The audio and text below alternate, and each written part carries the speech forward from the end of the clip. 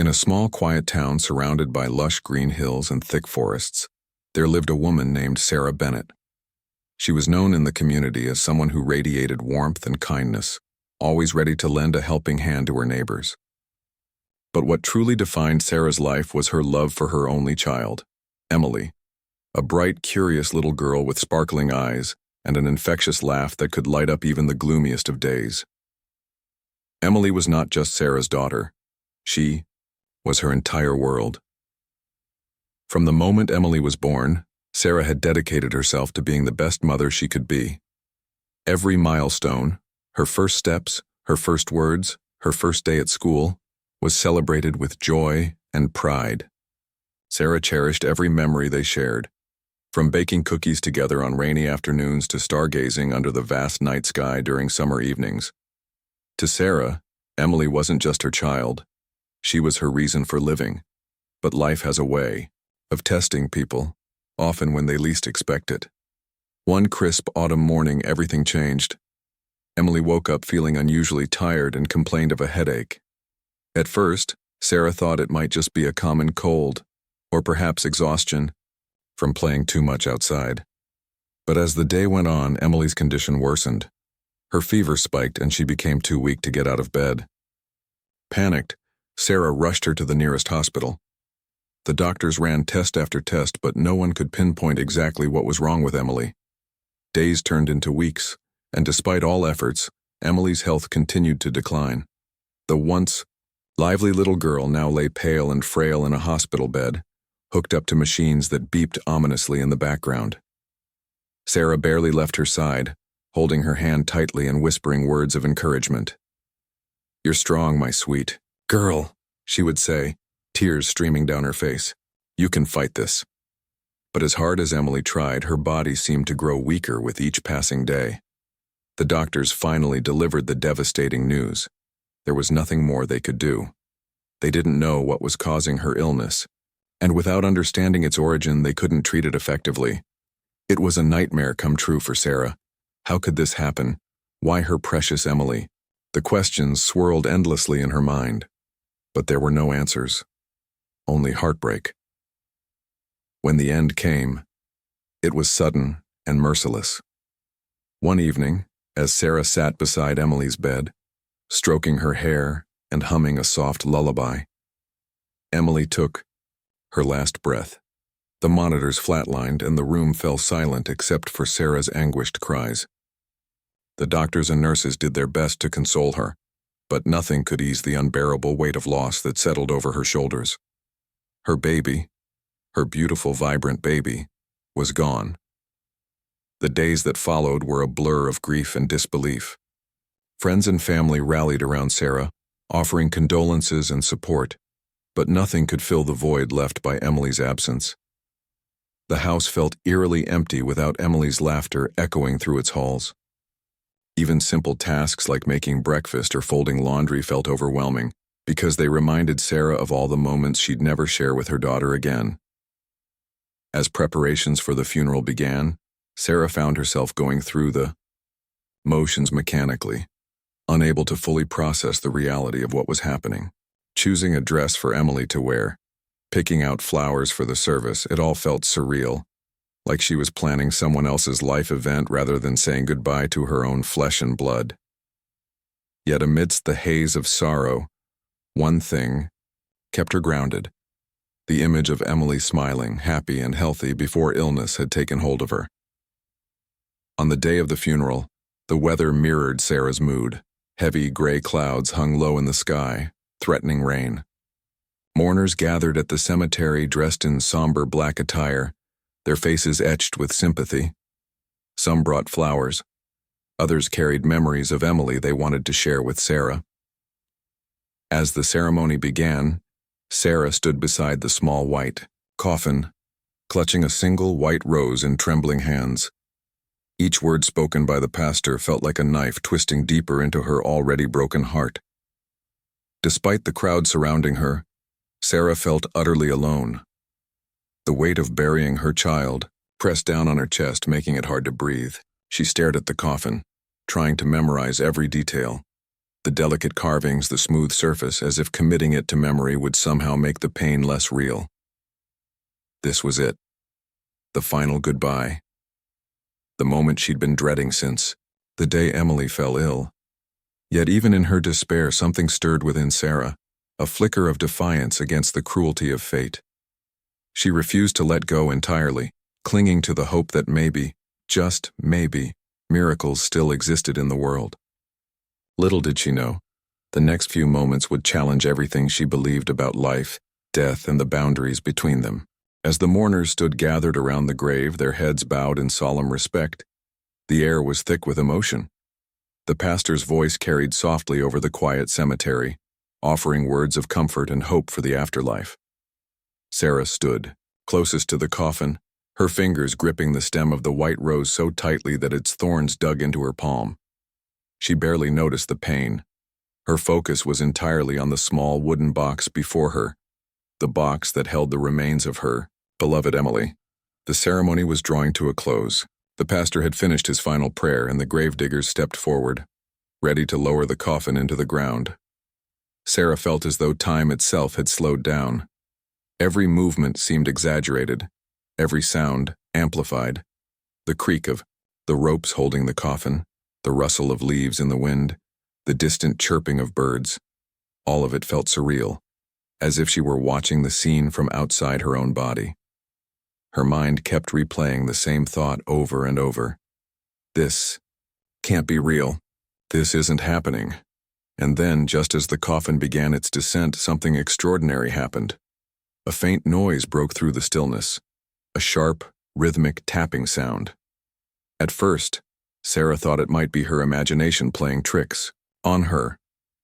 Grief could do strange things to the mind, couldn't it? But then it came again, louder this time. Unmistakable.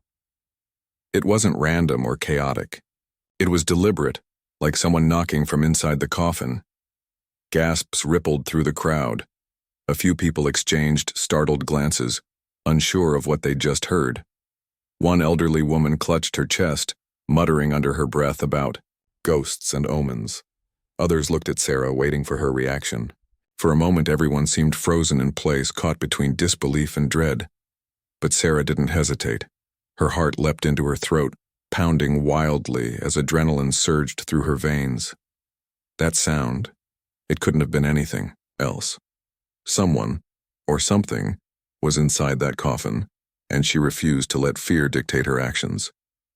"Stop," she shouted, her voice cutting through the murmurs like a knife.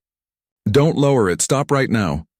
Her cry startled the gravediggers, who immediately halted the process. They exchanged uneasy looks, unsure whether to obey or dismiss her request as hysteria. After all, how could anyone possibly survive? Inside a coffin meant for burial? Yet there was something in Sarah's tone, an urgency, a raw desperation, that made them pause. "Open it," Sarah demanded, stepping closer to the coffin. Her voice trembled, but her resolve was unshakable. "Please open it, I heard something, I know I did." The crowd grew restless, some whispering nervously while others shook their heads in disbelief. A man standing nearby approached Sarah, cautiously placing a hand on her shoulder. "Sarah," he said gently, "I think you're upset. Maybe you should sit down." "No," Sarah snapped, shrugging off his hand. Tears streamed down her face, but her eyes burned with determination. "I'm not imagining this. There's something in there, I swear it. Please just check." Reluctantly, one of the gravediggers moved toward the coffin. He hesitated for a moment, glancing around as if seeking permission from the crowd. When no one objected, he bent down and began prying open the lid. The hinges groaned in protest, adding to the tension hanging heavy in the air. As the lid creaked open, revealing the interior of the coffin, silence fell over the cemetery once more. Everyone held their breath, waiting to see what lay inside, and then, just as the coffin was halfway open, the sound came again, a faint but distinct knock, echoing from within. This time there was no mistaking it. Gasps erupted from the crowd, followed by murmurs of shock and confusion. Sarah pushed past the gravedigger, leaning over the coffin to peer inside. What she saw made her heart stop. There, lying motionless beneath the satin lining, was Emily. Her pale face was framed by wisps of blonde hair, and her lips were slightly parted as though she were struggling to breathe. But most importantly, she was alive. Her chest rose and fell ever so slightly, and her eyelids fluttered weakly as if trying to open. "Oh my God," Sarah whispered, her knees buckling beneath her. Strong arms caught her before she collapsed, pulling her back as she sobbed uncontrollably. "Emily, my baby." Within moments, chaos erupted around the grave. People shouted for help, calling for paramedics and rushing to assist. Someone dialed emergency services while others worked quickly to free Emily from the confines of the coffin. The gravediggers carefully lifted her out, laying her gently on the grassy ground. Sarah knelt beside her, cradling her daughter's fragile form in her arms. "It's okay, sweetheart," Sarah murmured, brushing strands of hair away from Emily's forehead. "You're safe now. Mommy's here." Paramedics arrived swiftly, their sirens wailing in the distance. They took charge of the situation, checking Emily's vitals and administering oxygen.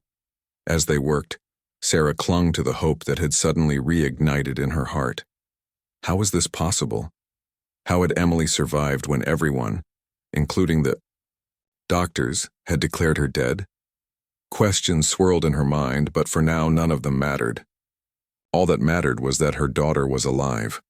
Against all odds, Emily had defied death itself, returning to the world of the living in the most miraculous way imaginable.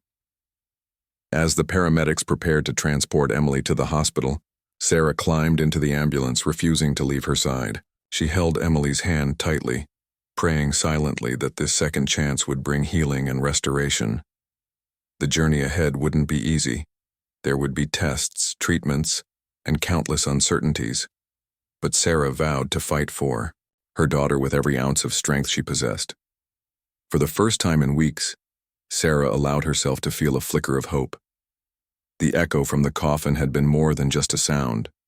It had been a lifeline, pulling her back from the brink of despair and reminding her that sometimes, even in the darkest moments, miracles can happen.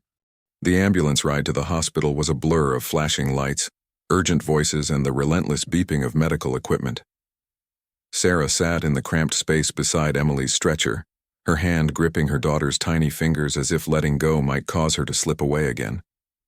The paramedics worked tirelessly, monitoring Emily's vitals, adjusting oxygen masks, and speaking in clipped tones that betrayed both their focus and concern. Every second felt like an eternity. Each breath Emily took a fragile reminder of how close they had come to losing her forever. When they finally arrived at the hospital, chaos erupted.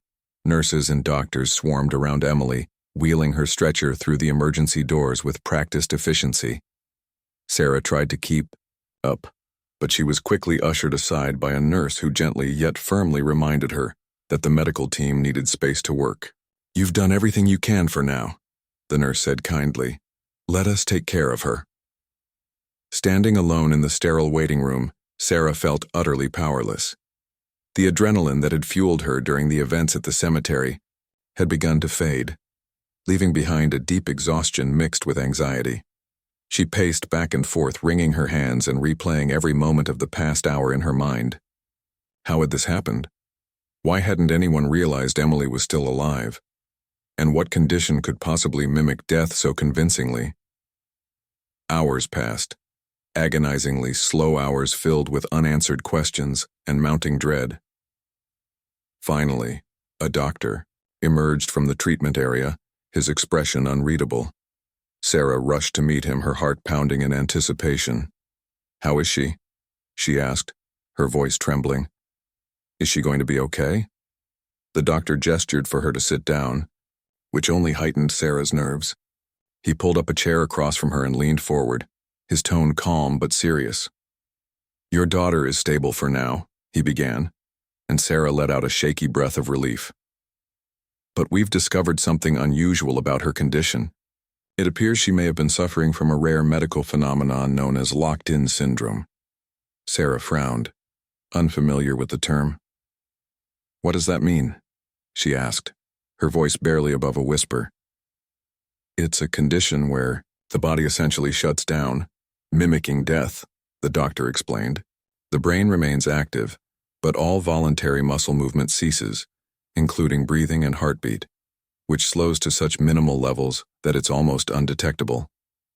In some cases, patients are mistakenly pronounced dead when they're actually in a deeply comatose state. Sarah's mind reeled as she processed this information. So, she wasn't really gone? She asked, tears welling up in her eyes. She was just trapped? In a way, yes, the doctor replied. We believe her body went into a kind of hibernation mode due to extreme stress or illness. It's incredibly rare, but not unheard of. The fact that she survived and that you noticed the signs is nothing short of miraculous. Miraculous. The word echoed in Sarah's mind, but it brought little comfort. While she was grateful beyond measure that Emily was alive, anger began to simmer beneath her gratitude. How could this have happened? How could trained professionals have missed something so critical? If she hadn't heard that sound, if she hadn't insisted on opening the coffin, Emily would have been buried alive. The thought made her stomach churn. Over the next few days, Emily remained in intensive care, surrounded by machines that monitored her every breath and heartbeat. Slowly but surely, her body began to show signs of improvement. Her color returned, her breathing grew stronger, and her eyelids flickered open more frequently. Though she couldn't speak yet, her gaze locked onto Sarah's whenever she entered the room, communicating volumes without words. Those moments were bittersweet for Sarah. They filled her with hope but also guilt. Guilt for not realizing sooner that something was wrong. Guilt for trusting the diagnosis of death too easily.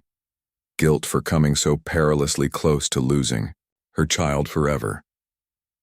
As Emily continued to recover, Sarah found herself consumed by a growing determination to understand what had gone wrong.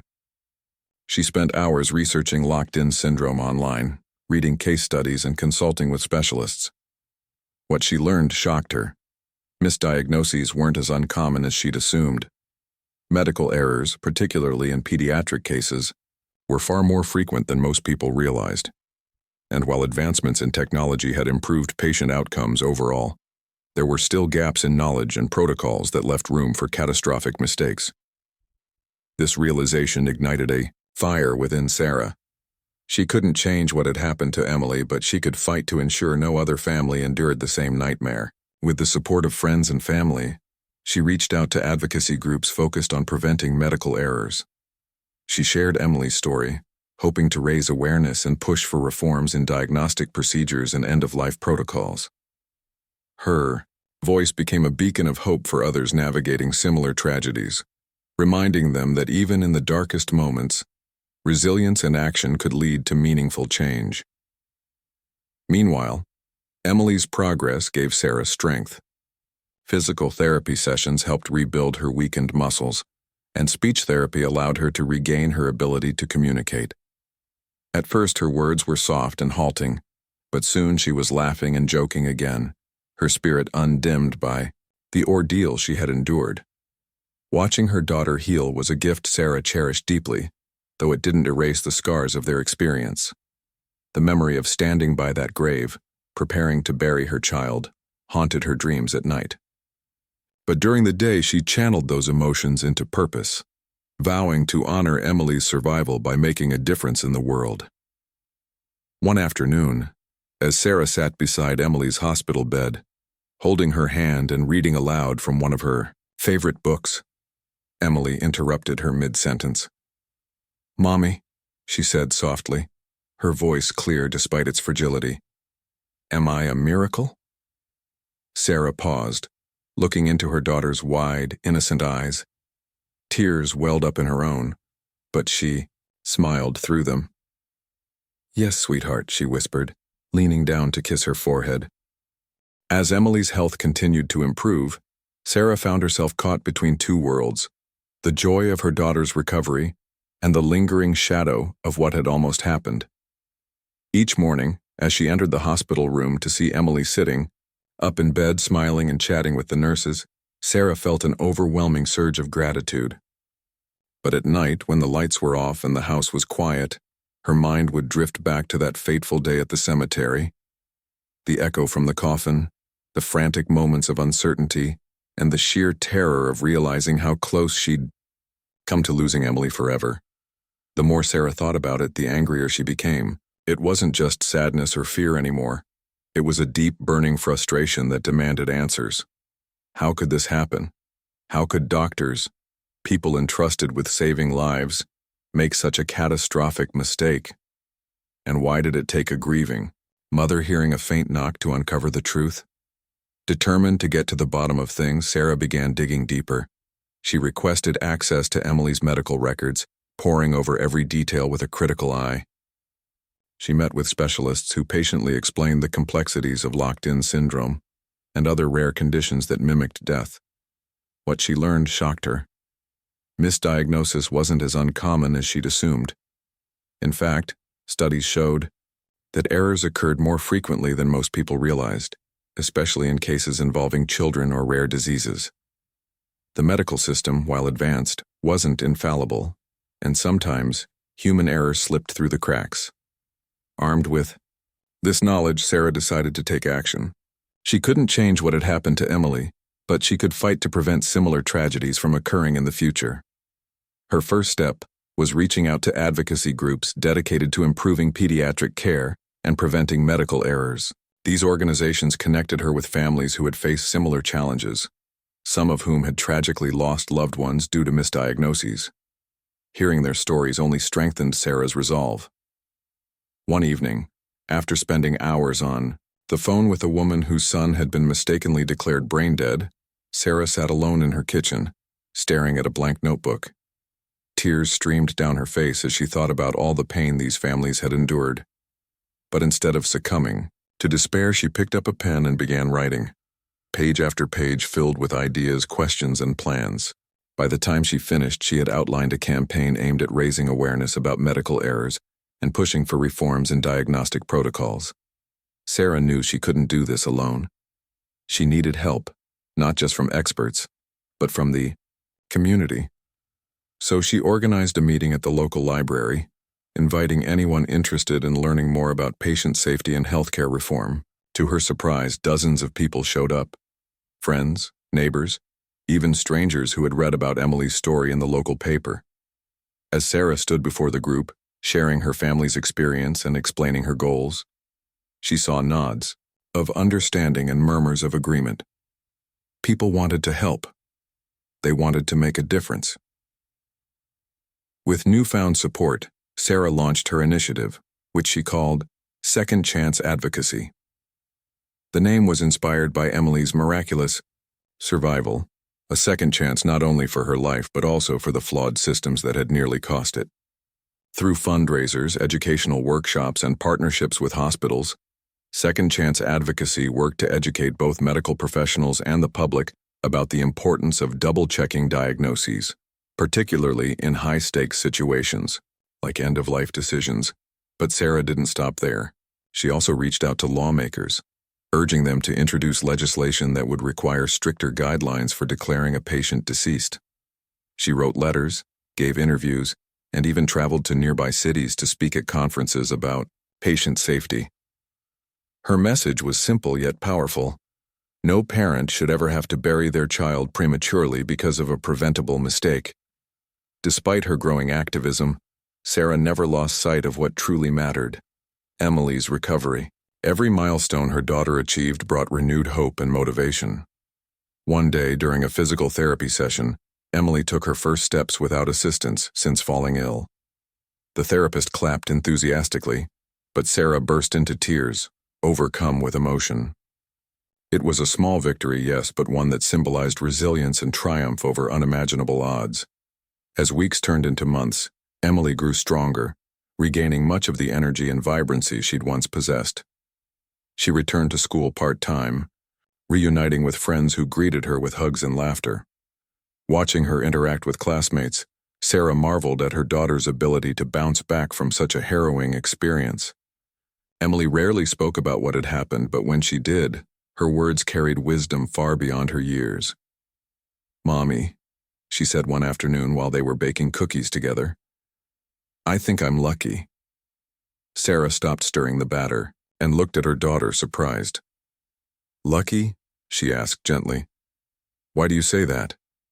"Because I got another chance," Emily replied matter-of-factly. "Not everyone gets that, and now we can help other kids so they don't have to go through what I did." Her words struck a chord deep within Sarah. Here was her little girl, who had endured so much, expressing gratitude and compassion instead of bitterness or fear. It was a testament to her strength, and a reminder of why Sarah fought so hard to turn their tragedy into something positive. By the time Emily was discharged from the hospital and cleared to resume her normal activities, Sarah's advocacy work had gained significant traction. Local news outlets covered her story, highlighting the need for better safeguards in healthcare. Schools invited her to speak to students about resilience and the importance of questioning authority respectfully. Even some hospitals expressed interest in collaborating with her to implement new training programs for staff. Through it all, Sarah remained grounded, drawing strength from Emily's unwavering optimism. Together, they proved that even the darkest moments could be transformed into opportunities for growth and healing. Though the scars of their ordeal would always remain, they had learned to carry them not as burdens, but as reminders of the power of love, determination, and hope. And as Sarah tucked Emily into bed each night, listening to her daughter's steady breathing, she whispered a silent prayer of thanks for miracles, for second chances, and for the unbreakable bond between a mother and her child. Months had passed since the day Emily's life hung precariously in the balance, and Sarah could feel their world slowly beginning to heal. The wounds of grief and fear still lingered, but they were no longer raw or overwhelming. Instead, they had transformed into a quiet determination, a shared resolve between mother and daughter to rebuild their lives with purpose and meaning. Every morning, as sunlight streamed through the windows of their small home, Sarah watched Emily move about with a renewed sense of energy and joy. Her laughter once again filled the house, chasing away the shadows that had loomed for so long. Emily's recovery wasn't just physical, it was emotional too. She returned to school full-time, rejoining her friends and diving back into activities she loved. Whether it was painting colorful pictures in art class or racing her classmates during recess, Emily seemed unstoppable. But what amazed Sarah most was how Emily carried herself, with a maturity and grace that belied her young age. She didn't dwell on the months she'd lost or the ordeal she'd endured. Instead, she embraced each new day with gratitude, often reminding Sarah, "We're lucky, Mommy. We get to start over." That mindset became the foundation of their relationship moving forward. Together, they navigated the challenges of rebuilding, not just their routines, but also their trust in life itself. For Sarah, this meant finding ways to channel her lingering anger and guilt into something constructive. While she would never forget the terror of nearly burying her child alive, she refused to let bitterness consume her. Instead, she focused on turning her pain into action, using her experience to advocate for change. Sarah threw herself wholeheartedly into her work with second chance advocacy. What had started as a local initiative quickly grew into a regional movement. Hospitals across the state began implementing stricter protocols for diagnosing critical illnesses and declaring death. Medical professionals attended workshops designed by Sarah's team to learn about rare conditions like locked-in syndrome and other phenomena that mimicked death. These sessions emphasized the importance of thorough testing, second opinions, and open communication between doctors and families.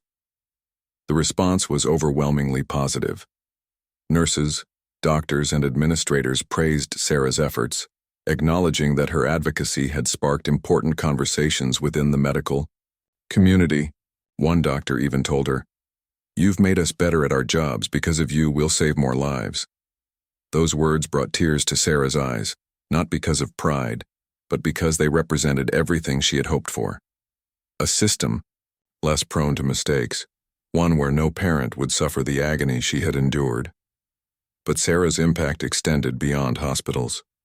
She traveled to schools, community centers, and churches, sharing Emily's story with anyone who would listen. Her talks weren't just about tragedy.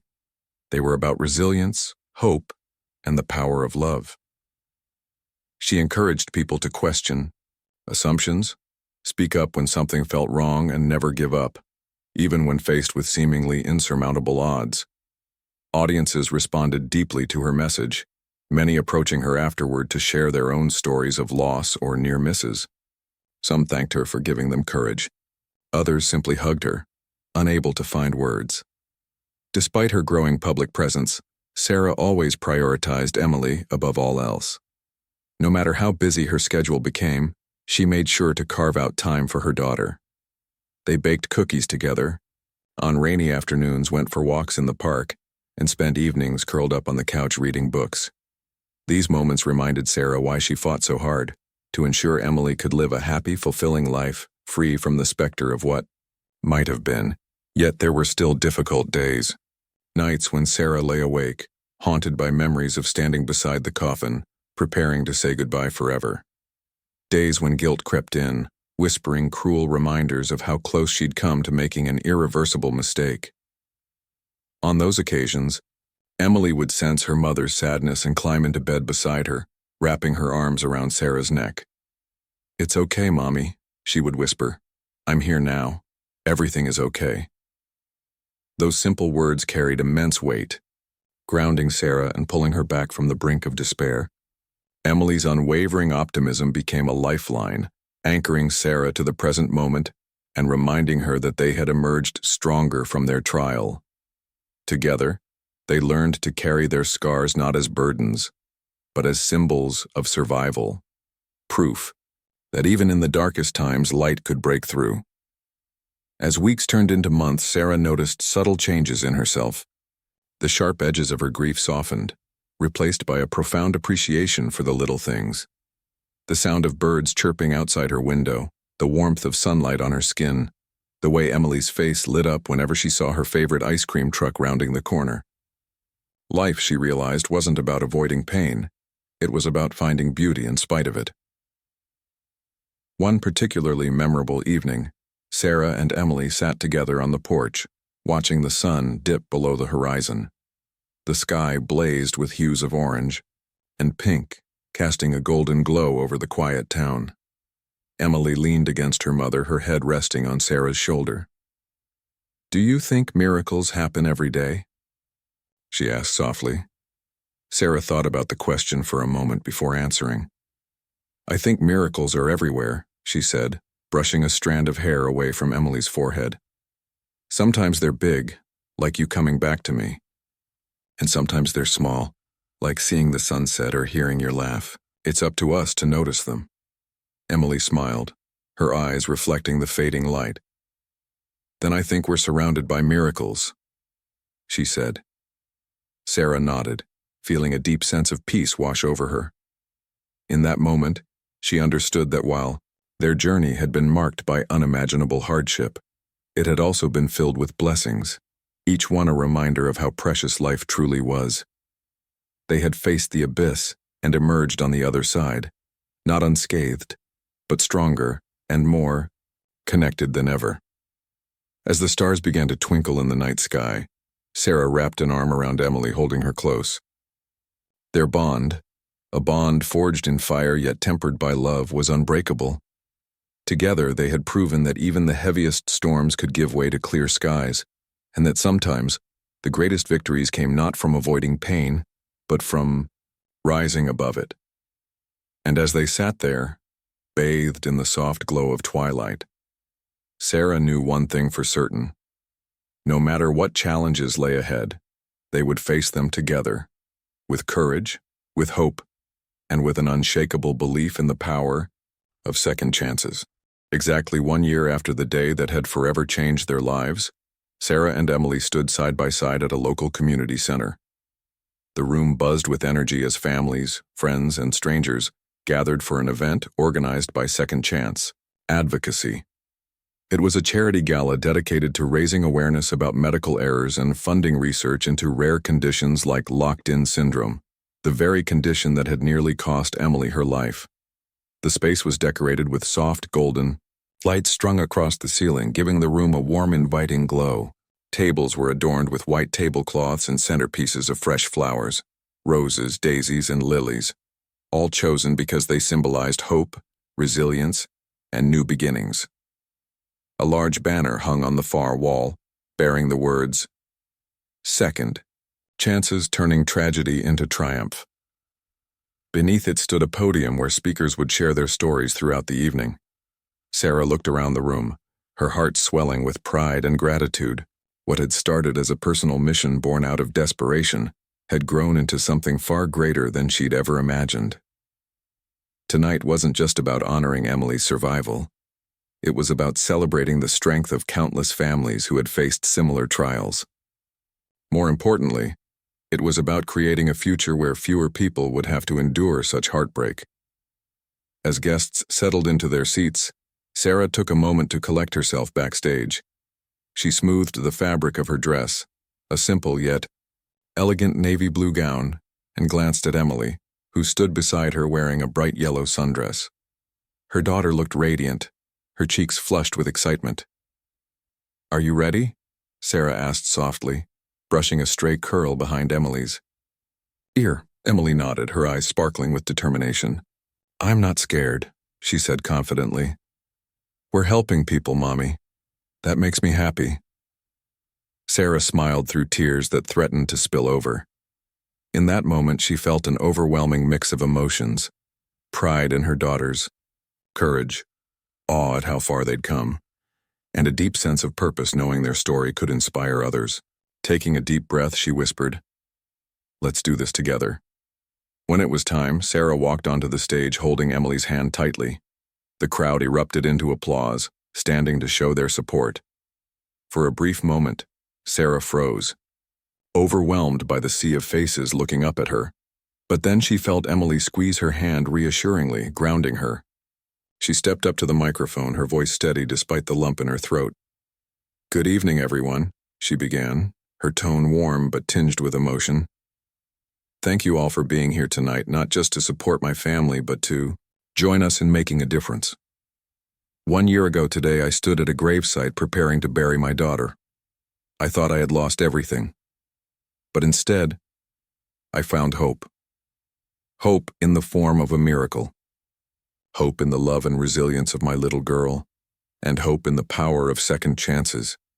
The audience listened intently, their expressions reflecting a mixture of empathy and admiration.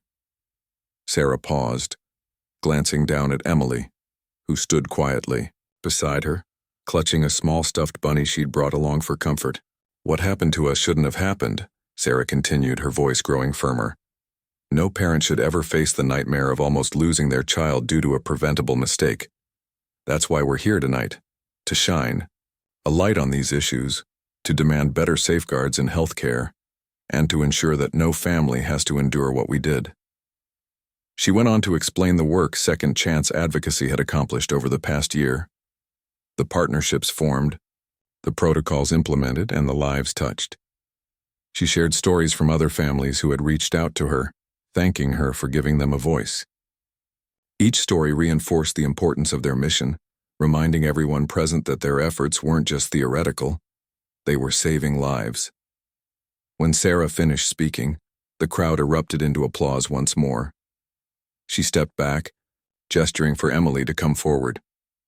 As Emily approached the microphone, the room fell silent, every eye fixed on the brave little girl who had defied death itself. Though only 10 years old, Emily carried herself with remarkable poise, her chin held high as she gazed out at the audience. "I'm Emily," she said, her voice clear and confident despite its youthful softness. "A lot of people think I'm special because I got a second chance, but I don't think I'm special. I think everyone deserves a second chance." She paused, looking down at her bunny before continuing. "My mom didn't give up on me when everyone else said I was gone. She fought for me. And now we're fighting for other kids so they can stay with their moms and dads too." Her words sent a ripple of emotion through the room. Some attendees wiped away tears, while others leaned forward, captivated by her sincerity. Emily concluded her speech with a simple yet profound statement: "If you believe in miracles, help make them happen. Because sometimes miracles are just people working really hard to fix things." The crowd rose to their feet, cheering and clapping as Emily stepped away from the microphone. Sarah wrapped her arms around her daughter, hugging her tightly as tears streamed down both their faces. They had done it. They had turned their darkest hour into a beacon of hope for others. Throughout the rest of the evening, guests mingled, sharing stories and discussing ways to contribute to the cause. Local businesses had donated items for a silent auction, and proceeds from ticket sales would fund further initiatives aimed at improving pediatric care. By the end of the night, the event had raised enough money to expand Second Chance Advocacy's reach beyond the state, allowing them to partner with national organizations. As the gala drew to a close, Sarah and Emily lingered near the exit, thanking each guest personally for attending. Many stopped to offer hugs or words of encouragement, telling Sarah how much her story had inspired them. One elderly woman clasped Sarah's hands in hers, her eyes brimming with tears. "You've given us all a gift," she said. "Hope doesn't come easily, but you've reminded us that it's always worth fighting for." When the last guest left, Sarah and Emily sat together at one of the empty tables surrounded by remnants of the evening's festivities. Balloons floated lazily near the ceiling, and leftover desserts sat untouched on trays. Outside, the night sky glittered with stars casting a gentle light over the quiet town. "I'm proud of you, sweetheart," Sarah said, pulling Emily onto her lap. "You were amazing tonight." Emily rested her head against her mother's shoulder, yawning sleepily. "Do you think we helped people?" she asked. "We definitely did," Sarah replied, kissing the top of her head. "And we'll keep helping them, one step at a time." In the months and years that followed, Sarah and Emily continued their advocacy work, expanding their efforts to include educational programs for schools and workshops for parents navigating medical challenges. Their story became a symbol of resilience, featured in documentaries, books, and even a short film that aired on television. Yet amidst all the recognition, Sarah remained grounded, focusing on the real reason behind their journey, ensuring that no child slipped through the cracks of a flawed system. For Emily, life returned to a beautiful rhythm of school, playdates, and adventures with her mom. She grew taller, stronger, and more confident, her spirit unbroken by the ordeal she'd endured. Together, they proved that even the most devastating experiences could be transformed into opportunities for growth, healing, and change. As they drove home that night, the road bathed in moonlight, Sarah glanced at Emily, who was already fast asleep in the passenger seat. Her tiny hand clutched the stuffed bunny loosely, a contented smile playing on her lips. Sarah reached over, adjusting the blanket draped over her daughter, and whispered, "We made it, my sweet girl. We made it." And in that quiet moment, under the vast expanse of stars, Sarah knew they had emerged victorious, not just over tragedy but over fear, doubt, and despair. Their story was proof that even in the darkest moments, love and determination could bring light, and sometimes, even miracles back into life.